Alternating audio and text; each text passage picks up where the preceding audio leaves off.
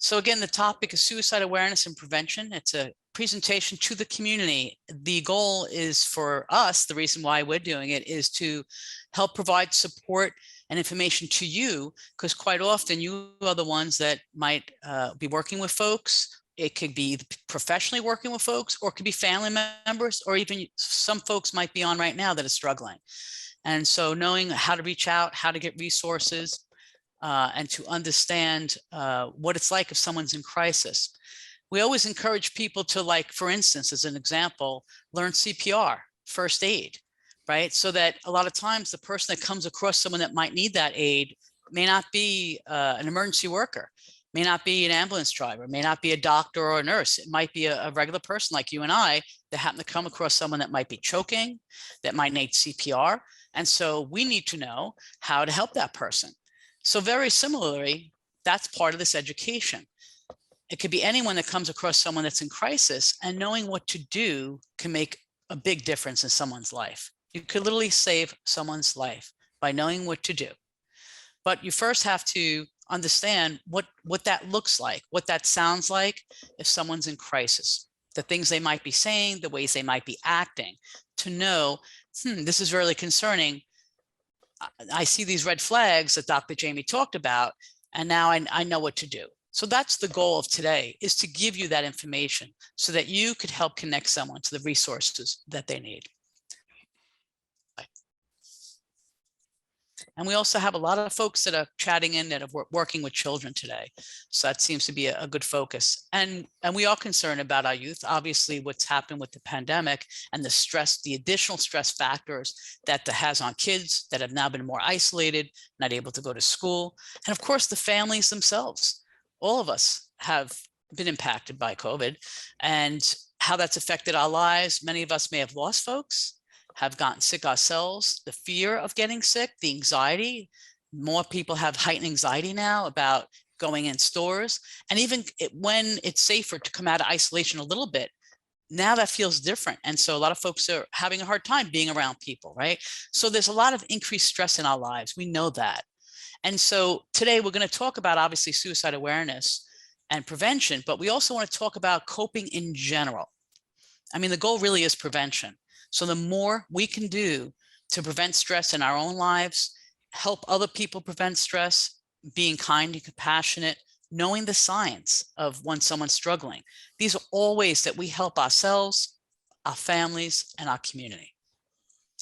So we all have this ability by learning. And so we're going to go through it very simply. This is meant as kind of, suicide prevention education, very basic level, but really important. No one expects anyone here to be an expert after this, but you will feel more comfortable. And that's the goal of understanding the signs. So knowing the signs, we're going to go over that a little bit later about what it's like for someone that's in crisis. Now, some folks might be in crisis. It doesn't mean necessarily that they're having suicidal thoughts, but we still want to help people when they're in crisis, when they're struggling.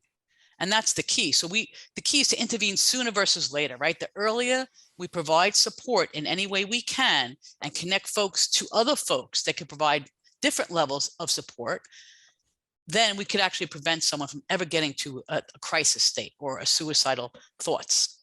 I mean, that's really the goal, is prevention. So we're going to cover that whole area from prevention, coping, dealing with stress, anxiety, depression, some of the issues that lead to that, which we all could share about. So what are some of the issues, if you'd like to chat right now, that create stress in your lives or families' lives or the people you work with? What are the type of situations that cause stress? And let's go ahead and take a moment. Please chat those in. Things that create stress.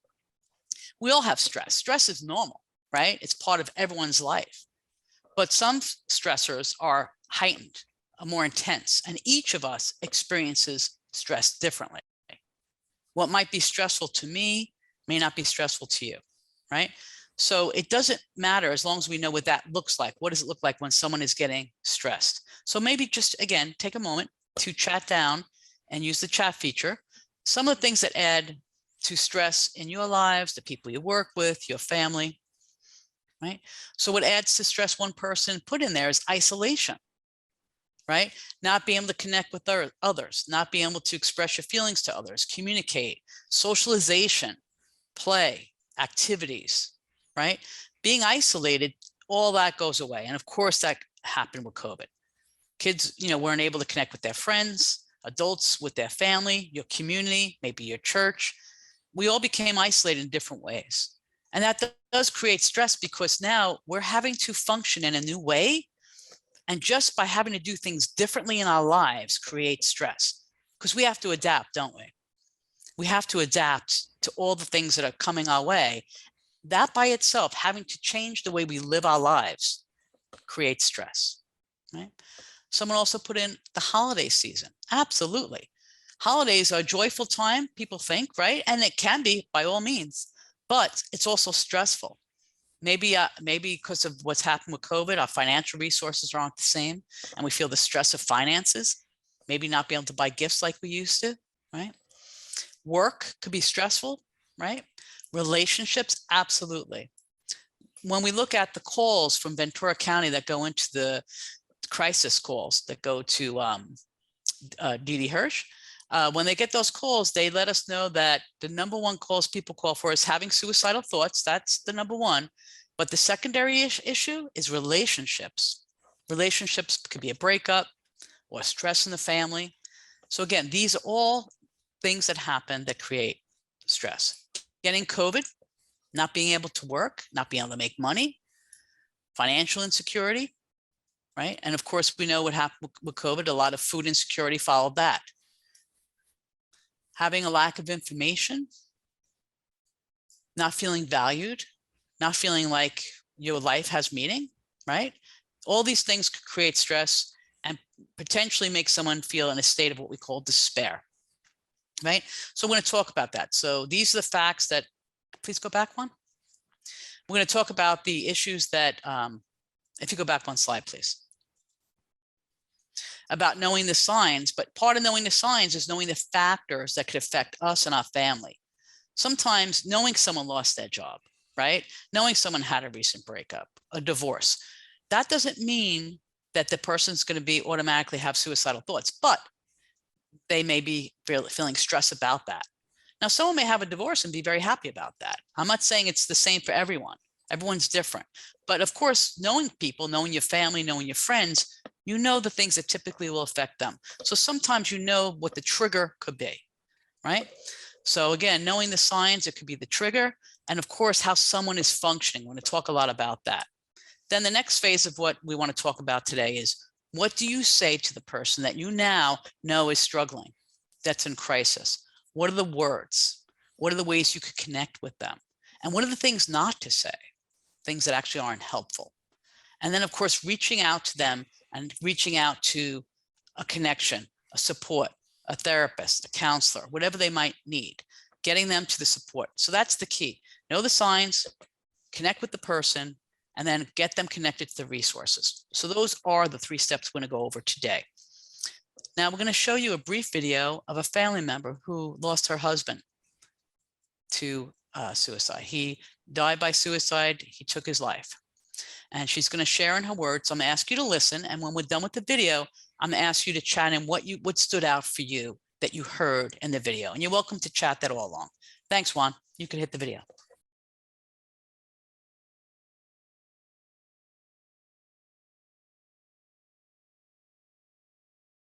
I'd like to see people being able to talk about the struggles, the mental health struggles, the addiction struggles, the concerns about suicide before they happen.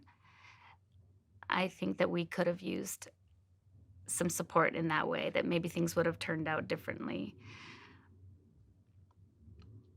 I tried to talk with some of Jim's family and let them know that he was struggling. And their reaction was, well, he's neurotic and he's not going to get a penny of his inheritance if he keeps behaving like this. And we need to lock him up and things like that. And that was exactly why, part of the reason why Jim couldn't talk about it. He was afraid that if he admitted to any suicidal ideations, that the men in white coats were gonna come and lock him up and take him away, and that to him was an idea worse than dying. I think if people understood a little bit more that talking about suicide is not something that is gonna make it more likely to happen, or it's not something that has to be this marker of being crazy, that then we can find ways that that stigma can be lowered and that people can support each other, whether it's somebody who's thinking about suicide needing support or whether it's family members that don't know how to help their loved one. It took me a long time for my brain to stop trying to fix it. I had spent, a few years trying to work things out so that he could feel better and be better and that it wouldn't happen. But even afterwards, for months, I had to stop coming up with new ideas. My brain would just snap right into, oh, but maybe if we tried, or maybe if we did that, or this. Um, so that was something I hadn't known would happen. It took a while to train my brain to stop. I also didn't know, and I wish that he had known that even 6 years later, happily married to somebody who's a great partner, in ways that maybe Jim couldn't be, and yet still it hurts so bad that it's still there. There's days and times when it hits just as bad as it did that first day, and that, I can't. There's so many things that we had that was unique to what was special between us that it doesn't exist anymore, and that still hurts a lot. If you could take a moment now after hearing the video, I know some of you had a hard time hearing it. You really need to increase the volume on your screen. So it will be on the website for those that may not have heard it. But for those that were able to hear, could you chat in what stood out for you, what you heard Catherine say? What stood out to you? Any thoughts about that? Feel free to chat those in.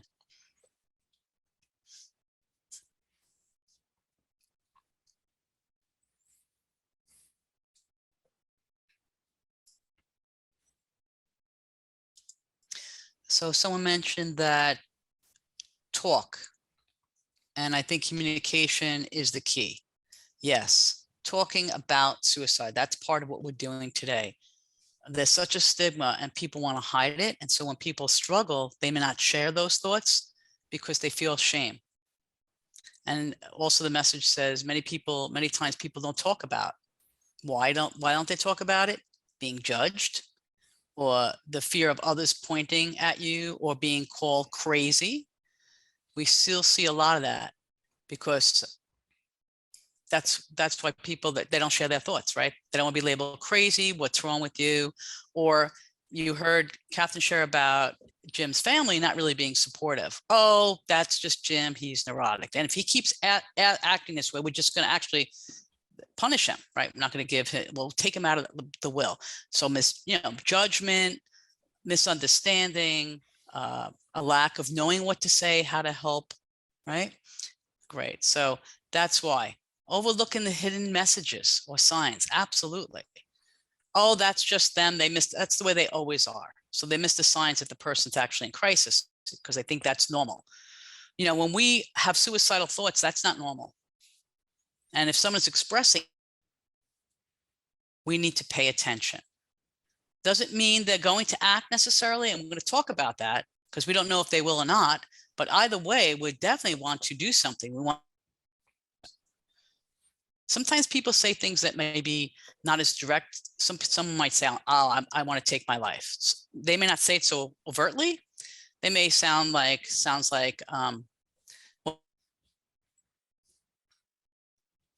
well, then we have to say, well, what do you mean by that? Right? What are you saying? We have to ask more questions. We have to engage that person. So sometimes when people have suicidal thoughts, they kind of put out a little message, because they kind of want people to know, because what's called ambivalence. Sometimes people are ambivalent about taking their lives. And that's for us an opportunity to help someone, because most folks are ambivalent. Part of them wants to live and part of them wants to die. And so we want to talk to them about the part that wants to live, but we also want to talk to them about what they're feeling, what they're going through. And a lot of times people that have made very serious and very actionable ways and actually have taken action to take their own life, as soon as they took that action, they realized they didn't want to die. And it may be too late. Now we know this because there's folks that were able to survive their own suicide attempts of trying to take their own lives by shooting themselves, by jumping off a bridge. And as soon as they did it, they have told us, I didn't want to die. And so they were able to call 911 for a woman that we work with that took a lot of pills. And as soon as she took those pills, she realized, oh no, I don't want to die. John Kevin Hines, who's, jumped off the Golden Gate Bridge, as soon as he jumped, what did I do? Disorder. And he had thoughts telling him, he had the voices telling him to kill himself. But as soon as he jumped, he says he woke right up and said, oh my God, I don't want to save his life. And then of course the Coast Guard was really close to get him and saved his life. So he tells his story. So again, there's a myth that people will talk about. Oh, if someone's suicidal, they're gonna kill themselves anyway. Well, that's not true. That is just not true. If they're very serious, they're going to go ahead and do it. That is not true, because we know it's for people that were, again, these very, very serious attempts. And thank God they wanted to survive and they were able to do that. Some folks aren't able to do that. That the way they took their action, there was no seconds for them to save themselves if they were ambivalent. So again, we want to connect with folks. We want to see them and talk to them when they're in that state or before they're in that state. Kevin talks about if one person had just said hello to him, he would not have jumped off the bridge, just having a human connection. And there's many stories of people that were on their way to however they were going to kill themselves. They had the plan and someone happened to say good morning to them and smile at them and they changed their mind. I mean, really, really, amazing stories of just a human connection making the difference from a stranger, right? Okay, if we could go down a few more slides, Juan. So what is suicide prevention awareness about? It's about what we're doing now, dedicating our time by getting the education we need and talking with people after this about the topic. Having a normal conversation about this topic. In our society, a lot of times, people don't want to talk about death. People are very awkward about it too. So there's all these topics we don't talk about. Grief and loss, which we're going to have another webinar in a few weeks on that topic. We need to talk about difficult things. It's like someone always says, how you doing today? And what do we say? Fine. No matter what we're feeling, right?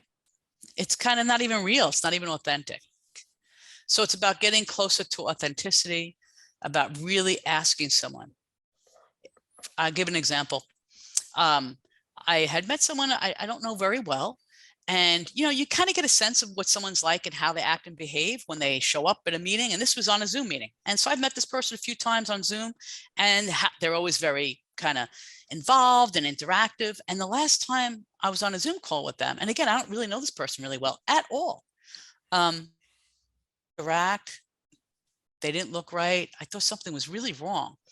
And after I got off the Zoom call, I sat there and because a lot of times we don't even take the time to reflect. And I was glad I was able to reflect.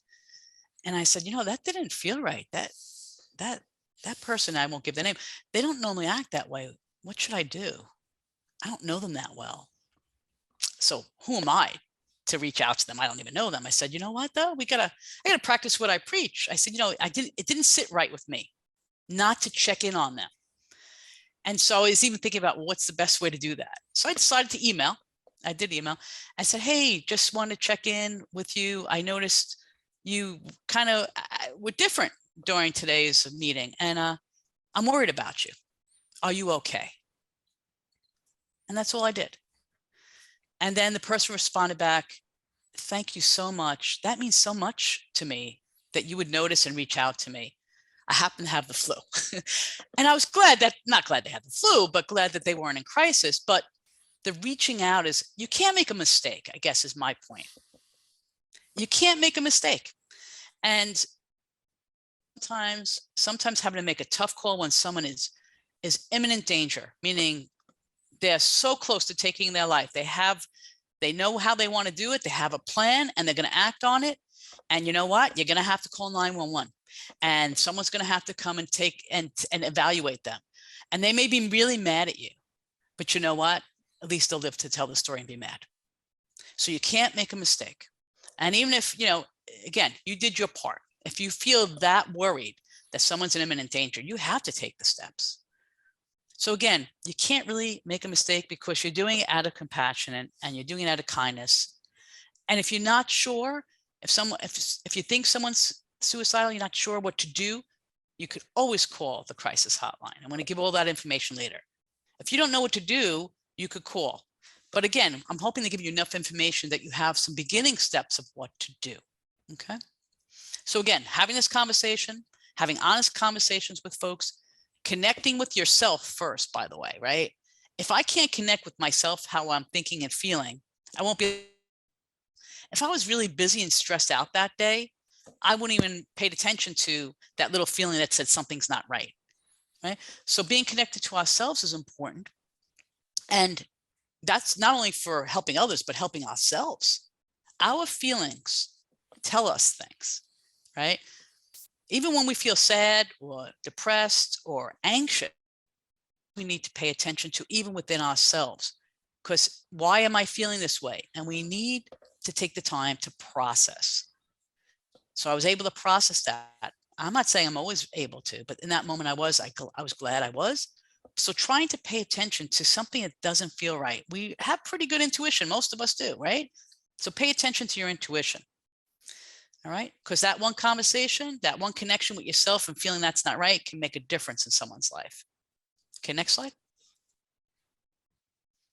So it is complicated. And we know, unfortunately, a lot of people die by suicide. People take their lives, and it's very sad, and it affects multitude of people. It's not just the person that takes their life, it's their family, their children, their parents, cousins, families, especially kids in school. All the kids in the school are affected, and we want to be careful of when we know someone does take their life, that we provide support to people around them, their family, their friends, because of the effects of that. And what's called, especially with kids, it's called the contagion effect, where sometimes after one take their life, other youth think about it as well. And it's called the contagion effect, where they start thinking about it. And then you may have another person that tries to take their life. So we want to provide support, unfortunately, after someone does die by suicide. We want to provide support. Really important to do. We do not want to leave family and friends behind, but knowing that it's a multitude of effects. The more, we had a kid that played football, high school football, and no one knew, and he didn't share that with anyone, what he was thinking, and he took his life. So many people were affected by that. So again, one life is too many anyway, as far as I'm concerned, right? We know the numbers are high. Now, right now, of course, of COVID, the suicide rate is artificially low right now. I mean, that is a good thing, because with COVID and the stressors and what's going on in society, there's real concern about the suicide rate going back up. So you might say, oh, we must be doing the right thing. But something oddly that happened with COVID and people being maybe at home more or something, thank God the rate did go down. But I say artificial in that I'm concerned about what's to happen.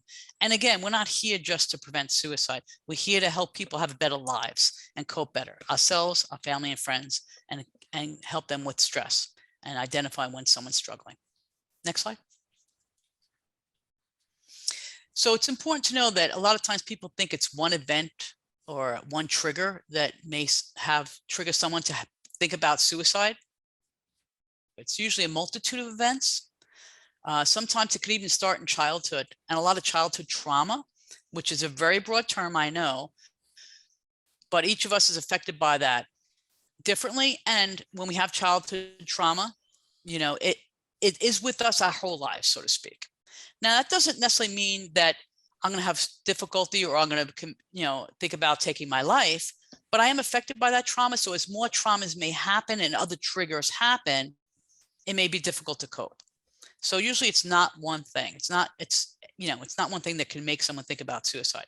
And people that think about suicide doesn't mean they're going to take their life.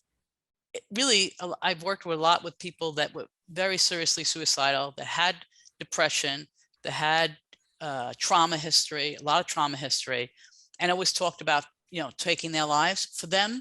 And we learned to interpret it for them. Each person's different. That meant that they were struggling and having a hard time. And, I work with her to remove the means. And what that means is she happened to have a gun. And I talked to her about giving it up, right? Because that was her plan. And so it took time. It also took time because we had established a relationship of trust, right? And so to give up the means, to keep space between her and the means of how she planned on taking her life, that was really important. So if someone is talking about taking their life, or if they have very serious suicidal thoughts, or they're just struggling, say, I feel better. I know you have a gun. Do you mind if I hold on to that gun for you for a while? Or if they give it to a family or a friend, or if it's drugs, prescription drugs, especially with kids, how important it is to keep that stuff locked up safe, because you never know if your kid's struggling and they go for those prescription bottles. So we always want to safe proof our house, so to speak, in general, especially when we are living with other people. Some people may have a gun, so you keep it in a locked safe, right? If you have medications, you keep that away from children in a locked place. If someone's struggling with, like someone's in recovery from alcoholism, we have a clean house, right? No alcohol in the house. So again, removing access to means of make someone go into a bad place, right? So again, there is no single cause. It's just knowing what a person might sound like. And especially when you're working with folks, you get to know who they are. People come to some folks in crisis already. You always ask every session, are you thinking about hurting yourself? I remember one time someone was struggling and I said, why didn't you say what happened? Why didn't you tell anyone? Well, no one asked. No one asked. People sometimes really want someone to ask because they're afraid to bring it up. So we have to feel comfortable asking about it. Are you thinking about taking your life? Are you thinking about suicide? We have to ask directly. We can't say, be abstract about it, right? Ask directly. If you have ask directly, especially if you are counseling folks that are, struggling, you have to ask. All right. So that's important to do. Next slide, please. So what are some of the misconceptions about suicide? What we call myths about suicide? People who talk about it don't really want to do it. They just want attention. Well, that's not true. Okay. They need attention. Absolutely. And you want to give it to them. Sometimes, they tell the story of they cry wolf all the time. Oh, they always say that. Well, how do you know the next time isn't the time that the person actually takes action? And does it matter that they said it 10 times or 20 times? That means what that's saying is I'm having a hard time. I'm struggling. We need to intervene. We need to support that person. Just because someone has suicidal thoughts does not mean they're crazy. First of all, what does that word even mean? I even hate that word, right? Sometimes you just can't take it anymore. And you feel that it's easier if I'm not here. And what does that mean when I say I'm not here? That means if I'm dead. It's easier for me. Sometimes a person feels, John Kevin Hines, who jumped off the Golden Gate Bridge, said he felt like a burden. And that's very common for people that sometimes have suicidal thoughts. I feel like a burden to my family, to my friends. They'll be better off without me. And that's how people think. We know this because we've interviewed people. We have the research on this. We know the people that have survived, thank goodness, their very suicide attempts of taking their own life. They share what their thoughts were. And that's how we know the thoughts. So we know what it sounds like. We know how they behave and we know what to do now. And people will tell you what they needed. I needed someone to connect with me. I needed someone to talk to. I needed to feel cared about. Or I just needed my life to stop being painful. And sometimes that's hard because it takes time when things are so difficult. Even when someone comes to counseling, sometimes it's so difficult. The pain's not going to go away immediately. And sometimes people might need medication to help them because there's such despair, there's such depression. And sometimes that it's with the medication that they could start to feel better and the counseling together. Doesn't mean that to be on medication forever. It's just a temporary measure sometimes for many folks. Because sometimes a person feels so low, it's, you're afraid if when they leave from counseling, how they're going to do. So again, building support around them, asking the person, do you have someone you could talk to at home? If I'm a counselor, if I'm a clinician, we have some counselors on the phone. Who's your support system? Knowing that support system. We're going to talk about the resources that you could give to folks and you could use yourself. Some are for everyday coping, and some are if someone has suicidal thoughts, how to cope with that. Okay. So again, if someone's determined to kill themselves, nothing's going to stop them. Absolutely not true, because we know from all the research, people are ambivalent. Part of them wants to live, part of them wants to die. Maybe a stronger part of them wants to die at that moment, but there's always a little part that wants to live. So we always have an opportunity. I work with the police department, and I'd go out and calls for folks that might be suicidal. And again, we know someone happened to call, or maybe they reached out, and we show up and we try to talk with them, and we try to find things that they could connect with, what's important to them, because we want to talk them down from where they are in that state. And a lot of times we're very successful because we're engaging with folks, that we're showing we care about them, we're showing up, and we're going to try to talk to the part of them that's ambivalent. The part of them wants to live. We want to connect with that. Things worth living for.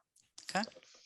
So even I'm talking about someone's imminent danger, obviously, if police are showing up, and I'm working with them, and they call crisis negotiators. They're going to talk with that person. It isn't a negotiation. It's a person, a human being that has specialty training and crisis intervention training, the officer that might be on scene. And so they know how to engage folks, and they're going to help them down from a very, very serious moment. Some people think if I ask them if they're suicidal, I'm going to plant the seed in their head. I better not talk about it. Again, a myth. Not true at all. Not true at all. It's the not asking that's the dangerous thing. Because then, like I said, that person said, no one asked me, so I didn't tell them, right? So asking's good. And even if they say, no, I'm not, at least they know you connect, and they may, what we call recant, they may be thinking about it and maybe not want to share it with you out of embarrassment, but at least you asked the question. And if you don't trust the answer, don't trust the answer. If your intuition tells you otherwise, say, I hear that you're saying you're not, but I'm really worried about you. I know you're struggling. I know things are hard. I really want you to feel that you could talk to me. I'm here for you. I care about you. So always take any type of suicidal wording seriously. Okay. It's not just a warning sign that the person is thinking about suicide. It's a person asking for help when they're struggling. Next slide. So knowing the signs, knowing what it sounds like, the behavior, we're going to talk about that. But when someone emotionally feels like it's really hard, life's really hard, and I'm in despair, I feel hopeless, I feel in despair, I withdraw from people, I'm not communicating with people anymore, I could actually be really angry. Okay, I have this feeling unbearable pain, and I might be acting very recklessly, taking more medication than I should, driving under the influence, driving recklessly, driving really fast. And maybe the fantasy is that I'll drive so fast I'll have a car accident, or someone will hit me. Well, people will say, I want to swerve into the other lane. And then as a way of, so again, if you see this type of behavior, a person might be acting this way. Okay. The other signs that you might see are some people actually will give away their prized possessions, things that are important to them. You see people giving away their jewelry or their dog. I had a person that's what they were doing. They were planning to take their life, but they loved their dog, and they want to take care of the dog. The plan that they were making for the dog to give the dog someplace safe is what triggered us to know what was going on, right?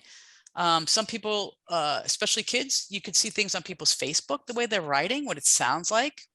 I wish I wasn't here anymore. Or in kids that are in school, when they have writing assignments, sometimes they write a story about someone. And so people are kind of putting these messages out there in different ways. So take them seriously. read those little messages that sometimes people put out, because people kind of like putting it out a little bit because the part of them wants to get help. So they reach out in this way, but then they want to take it back real quickly. So people do reach out quite often. Unfortunately, we learn after the fact that people have messages all over the place, but not one person was the holder of all these messages. Of course, when you see it all together, it's clear what was going on. But a lot of times it's these little messages here and there. So we need to pay attention to those messages, what people are writing, what people are saying, what people are doing. Like I said, it only has to be if someone's acting differently, something's wrong. Does it mean they're suicidal? No, but something's wrong. Something's not right. And when we know that, we need to reach out. Okay, next slide. So the 5 action steps for helping someone in emotional pain, because it is the emotional pain that could lead to the thoughts of suicide. It's the unbearable pain, you know.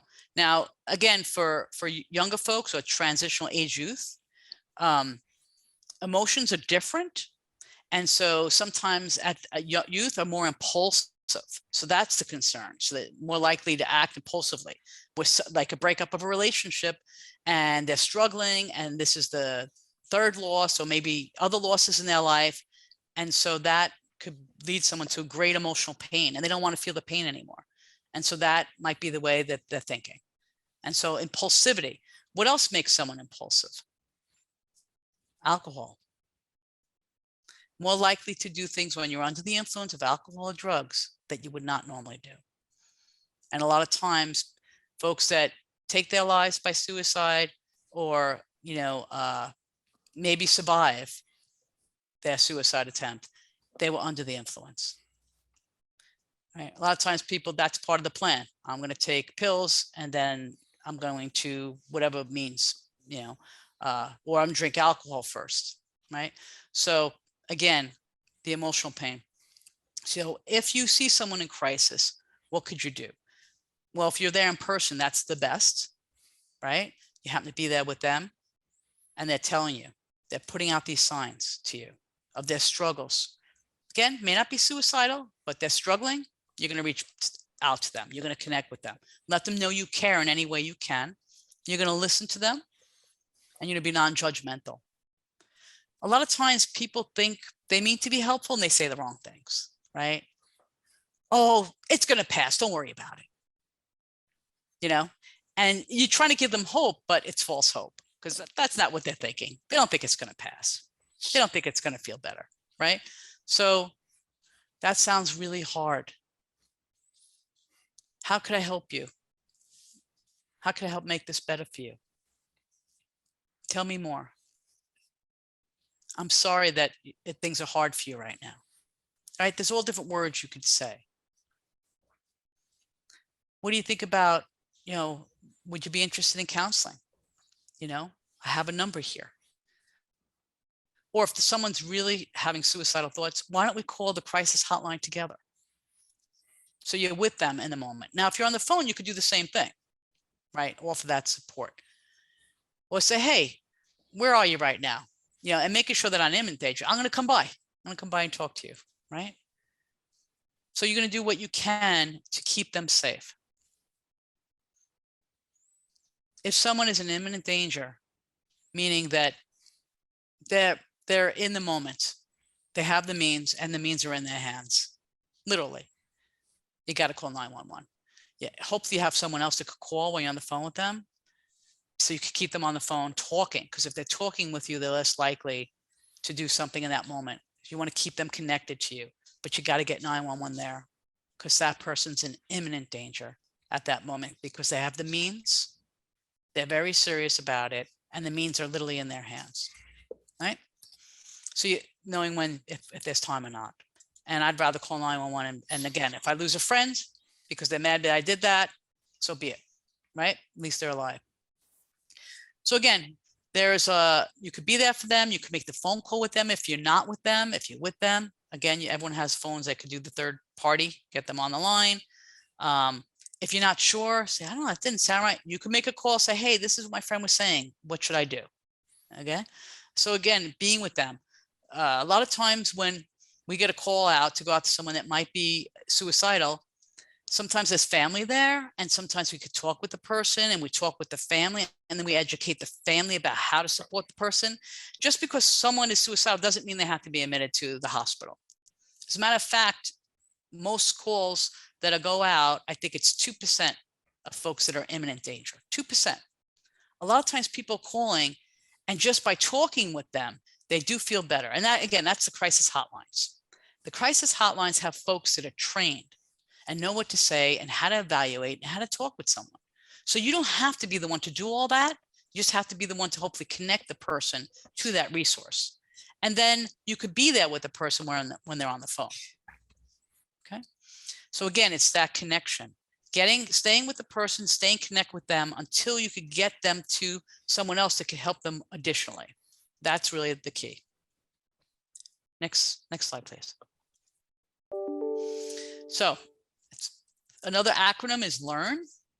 Look for the warning signs: changes in behavior, depression, anxiety, social isolation, mood swings, giving away prized possessions, right? Saying things or writing things that I don't want to be here anymore. I wish I wasn't here anymore. Another common one is I wish I wouldn't wake up. Right? So again, anything that sounds like that, those are warning signs. Knowing that a person's going through a crisis because you know that they had a breakup and it was really hard for them, lost their job, struggling financially, that could potentially be a warning sign, something that happened to them that they can't cope. It makes it really difficult to cope. The stress is too much. I don't see a way out of this. My life isn't worth anything anymore. My life is meaningless. Any messages like that. So that's the L, the look for the warning signs.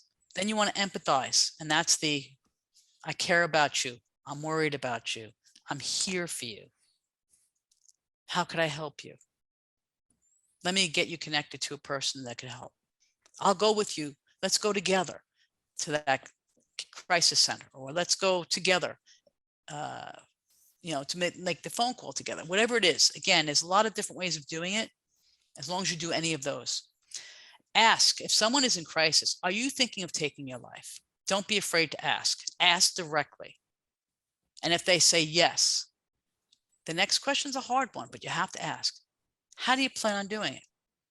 That helps us know how imminent the danger is. Well, I have a gun. It's right in the next room. That's imminent, right? So are you okay if I keep the guns so you don't hurt yourself? Are you okay with that? You want to remove the means, right? And if they let you, that's a good sign. And then you still want to keep talking with them and connect them to resources, obviously, right? So those are tough questions, right? Are you thinking of taking your life?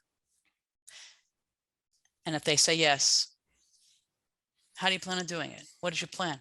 I have pills, whatever it is. I don't know. They might say, I don't know. I just know I don't want to be here anymore.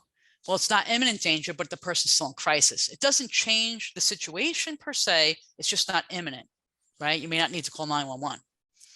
And again, if the person says, well, no, I'm not comfortable giving you the gun, or I'm not comfortable giving up the medications, that means it's still imminent, right? And you're going to talk with them still and say, well, let's talk about it. Let's talk. Please tell me what's going on with you. And again, you want to connect them with counseling. Now, if you're the counselor, okay, you want to talk with the person for a while. You want to find out their support resources. You want to find out what things are important to them. You're going to spend a long time talking with them. And if you feel like you're not, don't have enough of the skills, you could also call a crisis hotline with them and be on the phone with them. Never feel ashamed as a clinician, a counselor, whoever, if you feel like you want more support to get that help, either internally where you're working or calling a crisis hotline together.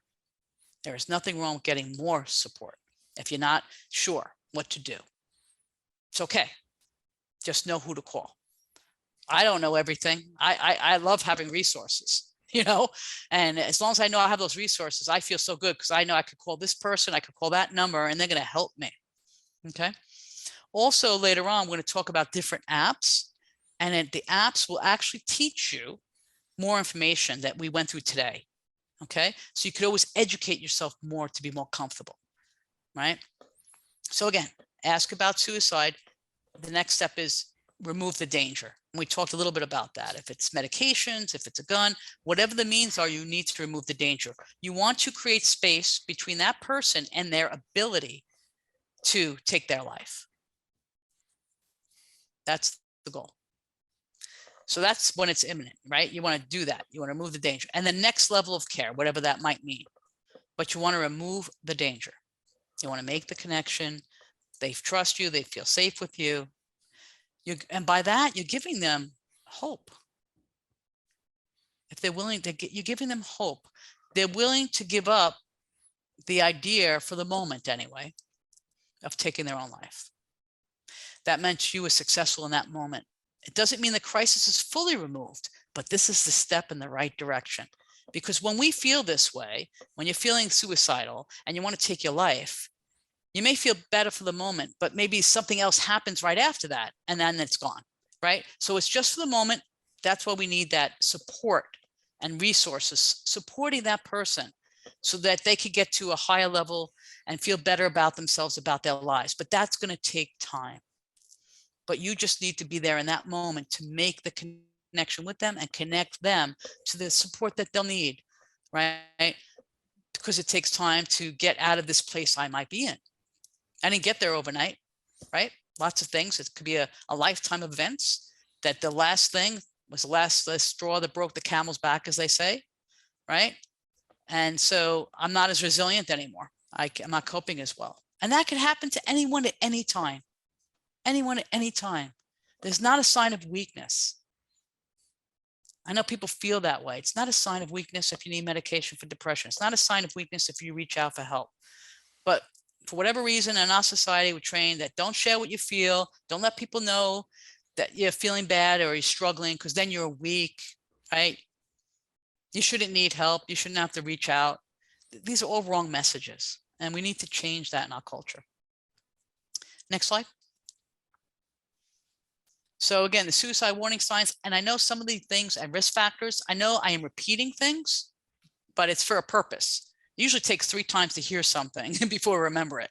So again, knowing those signs, the talk, what someone's saying, the things they're saying, the behavior of how they're acting, not taking care of themselves, not getting out of bed, looking disheveled, depressed, isolated, not answering the door, not answering the phone, right? Lots of behaviors. Mood, right? Agitated.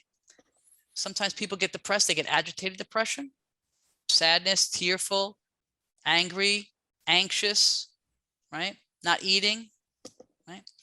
What are the suicidal risk factors? Knowing someone that has died by suicide, even in the family, puts us at higher risk. If you have family, a family member that took their life, or a friend that took their life, it puts the persons that are connected to that person more at risk, because because they went through that with them. Other risk factors, again, we talked about it: losing a job, loss of relationship, changes in financial circumstances, feeling like a failure, suffering from severe depression, right?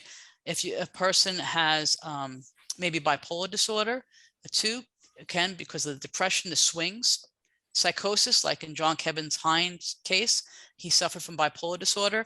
When he was in a manic phase, the voices were telling him to kill himself. So again, you don't have to have a diagnosis. You don't have to have a psychiatric diagnosis to feel suicidal. Anyone can feel suicidal. Something we go through, it's too traumatic for us. Folks have medical issues, that are afraid, that have medical issues. Older folks that feel like life's too hard, or maybe they're isolated, they're alone, right? There's lots of reasons that could create a bad situation for someone. Okay. And again, health factors as mentioned there. And sometimes folks have more than one thing, right? Maybe a child passes away. That's really hard to cope with. Could be anything, really. Just because those things happen doesn't mean the person's going to be suicidal, but it does likely mean that they're struggling. However, we have to know folks. Many years ago, I worked in a hospital, and there was a terrible tragedy, a ferry accident, and people died. And one young person lost both their legs. And I remember I worked in the hospital and they're like, okay, you're going to probably have to go do a consult for this person. And I never got the call. And later on, I see this person in the news and they're talking about their life and their resilience. And they're coping really well, right? It was like phenomenal. And it taught me, like, just because someone has this terrible tragedy doesn't mean to them, for them, he was coping well. He was happy to be alive. But I wanted to be on the lookout, right? And in this case, he was just amazingly resilient. He was just this amazing person that was coping really well and instilling hope in other people, right? So we just, because I just want to make that, it's an extreme example, but again, we just want to be on the lookout or looking for concerns when things have happened to folks, right? Next slide. These are also common signs of emotional distress. Comes from Know the Signs. Know the Signs is another website you could pull up. There's lots of information on there to give yourself more information and education. Again, I know I'm repeating, but being isolated, feeling like a burden, right? Increased anxiety, feeling trapped, unbearable pain that doesn't go away. That's really despair. Increased substance use, looking for a means. Someone that all of a sudden is going out to buy a gun, right? Taking great risks that could lead to death, as again, driving fast, things like that. Okay. So those are some of the signs. There's many signs when someone's in distress. We kind of know what those are, but again, educate yourself more. Next slide. Other signs: mood swings, increased anger or rage, sleeping too much, too little, looking disheveled, not getting out of bed, not eating, giving away prized possessions is a big one. Saying goodbye to family and friends. People kind of do this in this odd way, saying goodbye to family and friends. Sometimes folks do that, sometimes they don't. Some people write letters. Some people say, well, have a great life. They put these abstract kind of, but again, saying goodbye in some way. Putting affairs in order. Some folks do that as well, making a will, right? So again, these may be some signs and symptoms. And if you have a lot of them together, it's more concerning, right? Next slide. So now I'm going to take a moment to talk about resources. There's many resources. There's the crisis hotline numbers, which you could see there. Now the 1-800-273-TALK, that's Suicide Prevention Lifeline. That's nationwide. Each area has different folks that answer those phones. These folks are well trained in how to talk with someone that might be suicidal. This National Suicide Prevention number is going to change in July. That new number will be 988. That's the new number that's been supported by the state, by the national government. It's going to be nationwide, 988. And it's not going to be just for suicide anymore. It's suicide prevention, but anyone that's in crisis. It's going to be everything. And so there's new funding for that. Not enough, unfortunately. We expect there'll be an increase of anywhere from 30 to 50% increase in calls, because the number is going to be, people are going to receive a lot of education about it, which is a very good thing. And it's an easier number to remember, right? Like 911, 288. The goal is that folks are hoping that more people will call this now instead of 911, right? You call 988. So again, that'll be effective July. More information to come on that as more information is revealed through the different grants and the funding and how that's going to be worked out. But that's the number to call. That's the number to call. These people, this is what they do. They know how to, and they, as I said, most of those calls are resolved without much more intervention than talk in that moment, making that human connection. So people should know that number for yourselves if you ever need to reach out, or if you're with someone and you're going to reach out with them. But for now, it's still 1-800-273-TALK. For veterans, there's another phone number. And there's also the crisis chat. You could do a crisis chat. Some, especially kids, like to chat, so you could text message. And there's the crisis text line. Next slide. So there's quite a few apps for different reasons. One is called the Suicide Safety Plan app. Now, this is the one I mentioned that not only I happen to have it on my phone, but this is for a person that might be feeling suicidal, but it's also good for educational purposes if you want to educate yourself, because it teaches you what to do if you need to help someone. So the first thing is having a plan. If someone's suicidal, and this is what clinicians do if we're working with someone, a counselor, a therapist, you know, each person's warning signs might be different. So we work with the person to know what their warning signs sound and look like. And then they write them down.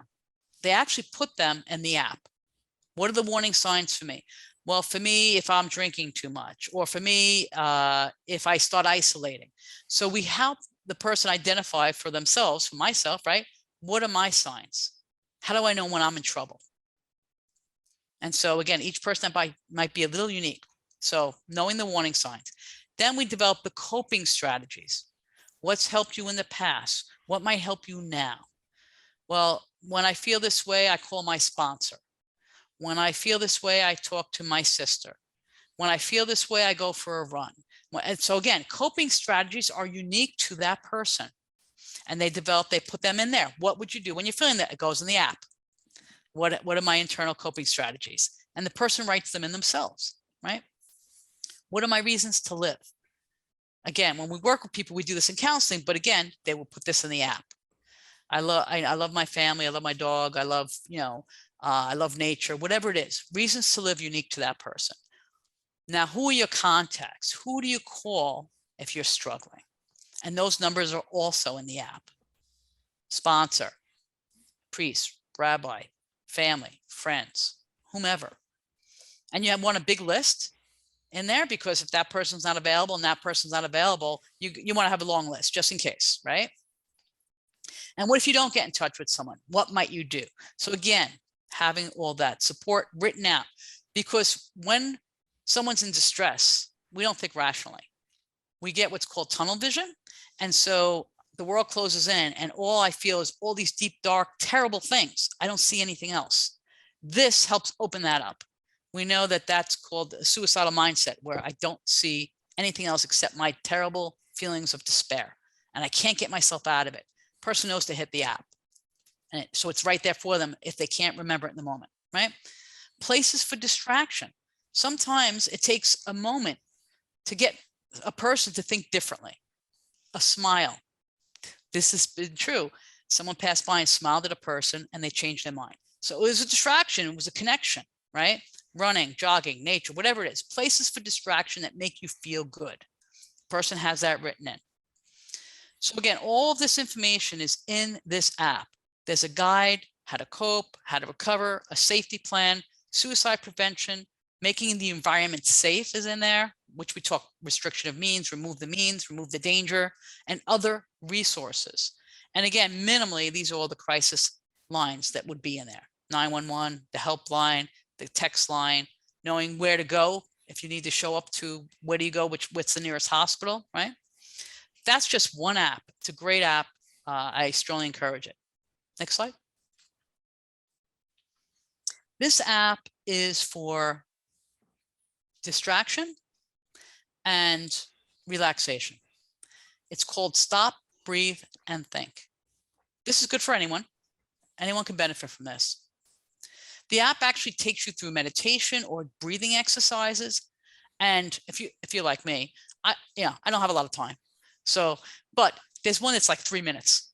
I could give up 3 minutes. So they have different time frames. And what I can tell you is most of it's free. There's areas you could pay for, but you don't need to. A large portion of it's free. If you do, the more you do this, the better you get at it, even if it's a 3-minute one. So it'll teach you how to breathe. You'll hear a voice telling you to breathe in and breathe out. Okay.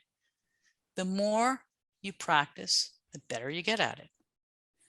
I mean, so for instance, for me, when I go to sleep at night, I do certain things like a ritual so that I could sleep. And I've been doing it for so many years. I think if you put on a sound machine, I'll fall asleep right now. Like I'm so conditioned. So you could practice this. There's a lot of meditations in there. You can keep track of your progress. And we'll just take a moment now, because you've been listening to me for a while, to practice together. Why not? All right. So I'm going to take a deep breath in and a deep breath out.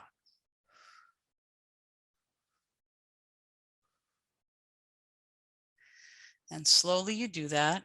Deep breath in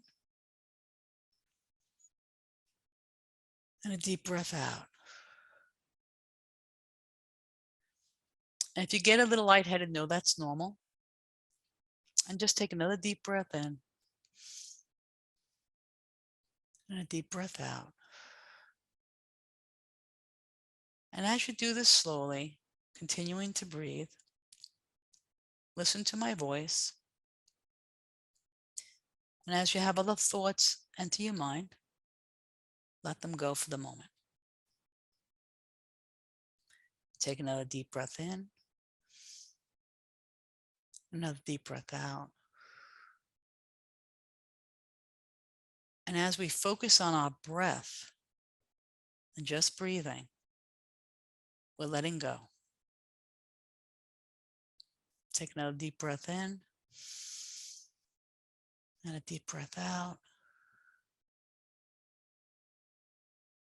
and let go. And as we do that, we distract our mind in a positive way and we relax our body. And you could continue to do that simple exercise of breathing slowly in and releasing, letting breath out. And you can visualize anything you'd like to let go of and release it and visualize leaving you. If it's a worry, fear, letting go. And as you do that, you change literally the physiology in your body. The more you practice this, you're setting your body to a reset point of homeostasis. And we need to do this. And you could tell when I did this, I changed my tone. I spoke slower. I changed my speech. And likely how my speeches will affect you. Now, when I present, I talk a little bit faster. I speak with a little more passion to engage you, but it also gets you engaged. It increases your energy. And now we're releasing that energy. So we're affected by that. So that's just one brief exercise. And this app will take you through it. It's very simple. People use it for all different types of reasons. And we would totally distracted if you focused on that. You let go of everything else, even if it's just for a moment. Doesn't mean our problems go away, but for the moment, maybe I could think clearer. I'm less anxious. Because when I'm anxious, we don't think well because we're fight or flight, adrenaline's going, and we don't think as rationally, as logically, and it's hard to come up with solutions, right? If I'm anxious. Okay, thank you for doing that with me. Next slide. The virtual hope box. This is one of the first ones pretty much designed to help people that were veterans that were struggling with thoughts of suicide. So very similar, but a different style. You could see it has distract me, playing games, whatever works, inspire me, coping tools, and relax me. And the other version also have pictures. People could put in pictures that inspire them or photos of family and friends, a reason to live, right? So again, they even have the controlled breathing in here and guided meditation. Another great app to use for any reason. Next slide.